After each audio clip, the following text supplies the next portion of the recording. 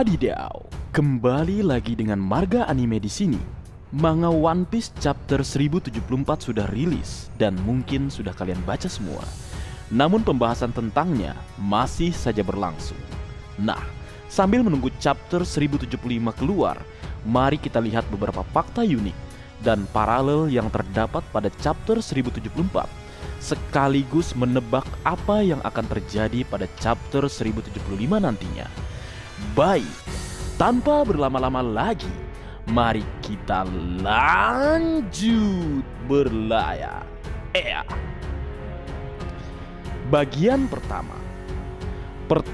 Paralel yang ditemukan pada chapter 1074 adalah adegan Pacifista PX3 menggunakan gelembung perisai untuk menahan serangan bazooka agen pemerintah dunia.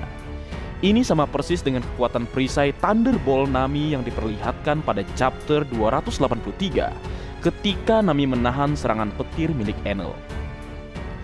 Yang kedua, selanjutnya fakta yang menarik tentang Pacifista berbentuk Bartolomeu Kuma sejak debut Pacifista pertama kali pada chapter 505 hingga saat ini sudah menemukan 4 jenis Pacifista berbeda dalam bentuk Bartolomeu Kuma. Yang pertama, PX1, Pacifista berbentuk Bartolomeu Kuma pertama yang diluncurkan pemerintah dunia adalah Pacifista generasi pertama yang digunakan sebagai senjata pemusnah massal. Jenis Pacifista generasi pertama ini bisa kita lihat di Ars Sabaudi dan Perang Marineford. Yang kedua, jenis Pacifista berbentuk Bartolomeu Kuma yang kedua adalah Pacifista yang bertugas sebagai polis keamanan Egghead. Tidak diketahui generasi keberapa Pacifista yang kita lihat pada chapter 1063, tetapi Pacifista tersebut dirancang sebagai petugas keamanan Pulau Egghead atau polisi Egghead. Yang ketiga, jenis Pacifista berbentuk Bartolomeu Kuma ketiga adalah sebuah Serapim Kuma, Pacifista yang dirancang sebagai pengganti peran Shichibukai di masa depan. Pacifista ini dikonfirmasi sebagai Pacifista terkuat yang diciptakan oleh Dr. Vegapunk, dan dia disebut dengan S-Shark atau Serapim Hiu. Yang keempat atau terakhir, Mark III atau PX3 berbentuk Bartolomeu Kuma. Yang keempat adalah Pacifista yang berfungsi sebagai pelindung Pulau Egghead. Pacifista ini dirancang sebagai pelindung Dr. Vegapunk dari musuh luar. Pacifista generasi ketiga yang memiliki kekuatan dan teknologi yang lebih baik daripada Pacifista generasi pertama yang pernah kita lihat sebelumnya atau yang muncul pada Ars Sabaudi dan Perang Besar Marineford. Yang ketiga, fakta menarik yang kita temukan pada chapter 1074 adalah efek samping penggunaan Awakening Nika atau disebut gear kelima. Seperti yang kita lihat setelah Luffy selesai menggunakan gear kelima, Luffy mengalami kelelahan secara berlebihan. Menurut Marga Anime, kelelahan yang dialami kapten tercinta kita, Monkey D. Luffy, adalah efek samping dari penggunaan gear kelima. Karena yang kita tahu, Luffy tidak akan pernah kelelahan secara berlebihan, walaupun dia bertarung berjam-jam menggunakan gear keempat atau gear kedua serta gear ketiga. Bagaimana menurut kalian? Apakah kelelahan Luffy tersebut efek dari penggunaan gear kelima?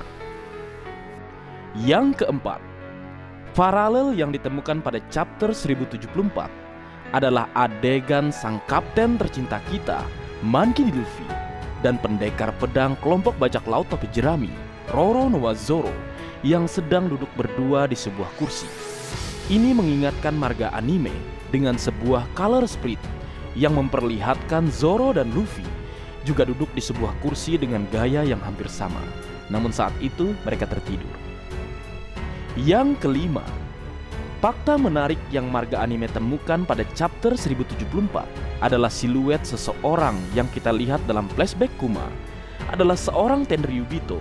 Seperti yang kita lihat pada chapter 1074, siluet seseorang tersebut mirip dengan gaya berpakaian seorang Tenryubito. Hal tersebut juga didukung dalam sebuah flashback Boa Hancock yang memperlihatkan siluet yang sama dengan siluet seseorang pada flashback Kuma. Itu berarti hal tersebut mengkonfirmasi jika Kuma dulunya adalah seorang budak. Tidak hanya itu, hal yang mendukung orang tersebut adalah Tenryubito adalah kastil yang terdapat dalam flashback Kuma, sama persis dengan kastil di Marizoa. Yang keenam, Fakta menarik yang terdapat pada chapter 1074 adalah keberadaan Waffle. Seperti yang kita ketahui pada chapter 956, Waffle menghubungi Morgans jika dia mempunyai info rahasia. Panggilan Waffle tersebut terjadi seminggu setelah kejadian Reverie. Di chapter 1074, kita dikonfirmasi keberadaan Waffle setelah insiden Reverie. Tampaknya Morgans menyelamatkan Waffle karena informasi yang dimiliki Waffle sangatlah besar atau berharga. Hal tersebut terlihat dari dialog Waffle pada chapter 1074 yang terlihat ketakutan akan dimusnahkan pemerintah dunia. Mungkin ke depannya kita akan mendapatkan informasi menarik tentang Waffle tersebut atau tentang informasi yang dimiliki Waffle tersebut. Yang ketujuh, menebak orang yang menjadi intelnya Morgans yang saat ini sedang berada di Pulau Egghead. Marga anime berpikir orang tersebut adalah Karibu. Seperti yang kita ketahui, Karibu saat ini sedang berada di Pulau Egghead. Namun keberadaannya hingga sekarang belum diketahui. Karibu terakhir terlihat pada chapter 1065 dan hingga sekarang atau saat ini dia tidak diketahui keberadaannya. Alasan marga anime berpikir Karibu karena Karibulah satu-satunya orang yang tidak melakukan interaksi selama di Egghead. Mungkinkah Karibu orang yang memberikan informasi seputar Egghead kepada Morgans? Mungkin ini adalah salah satu plot bagi Karibu ke depannya. Menarik untuk ditunggu. Yang kedelapan, prediksi atau menebak apa yang akan terjadi pada chapter selanjutnya atau chapter 1075. Pertama, hal yang pertama yang mungkin akan terjadi pada chapter 1075 adalah kedatangan angkatan laut, Admiral Kizaru dan Gorosei. Seperti yang kita ketahui bersama kalau Admiral Kizaru saat ini datang ke Pulau Egghead untuk mencegah Luffy dan kawan-kawan membawa Dr. Vegapunk kabur dari Pulau Egghead. Yang kedua, seperti yang kita ketahui pada chapter 1071, kita melihat face Admiral Garp dan Helmeppo bersiap untuk menyelamatkan Koby dari bajak laut Kurohige yang sebelumnya menculik Koby pada chapter 1059. Marga anime berspekulasi chapter kedepannya kemungkinan kita bisa melihat adegan di luar Egghead, yaitu kedatangan Garp ke tempat Teach atau Kurohige dalam misi menyelamatkan Koby. Yang ketiga, kemungkinan besar adalah informasi tentang bagaimana hasil dari pertarungan antara kelompok bajak laut Trafalgar di Waterloo melawan Yonko Kurohige.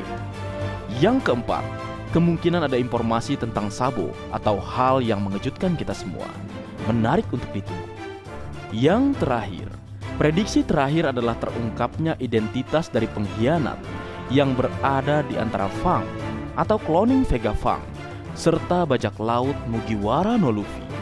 Atau kita juga akan melihat kilas balik tentang Kuma lebih banyak atau keberadaan Dr. Vegapunk yang asli saat ini. Menarik ditunggu itu semua, Leo.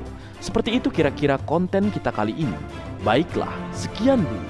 Mungkin segitu dulu yang bisa aku bagi bersama kalian, Leo. Semoga kalian terhibur dengan apa yang aku buat dalam kesempatan kali ini. Terakhir, jika ada kesalahan dalam pengucapan atau hal yang menurut kalian kurang pas atau kurang tepat, marga anime memohon maaf yang sebesar-besarnya. Sekian.